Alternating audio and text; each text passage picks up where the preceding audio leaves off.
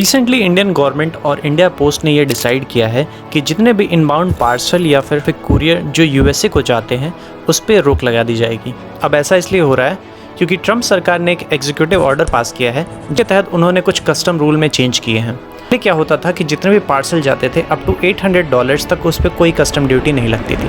पहले जानते हैं कस्टम ड्यूटी क्या होता है। जैसे कि आप कोई सामान भेजते हैं अमेरिका में, तो अमेरिका की गवर्नमेंट जो है उस पर कस्टम लगाती है, यानी उस पर कुछ एक्स्ट्रा पैसा लगाती है ताकि गवर्नमेंट को फ़ायदा हो वहाँ के। तो मान लीजिए कि आपने 100 रुपये की चीज़ भेजी तो वहाँ पे वो 10 रुपये एक्स्ट्रा लगा देंगे, तो 110 रुपये, यानी वो 10 रुपये सरकार की जेब में चले गए। तो ये एक तरीका होता है रेवेन्यू कमाने का।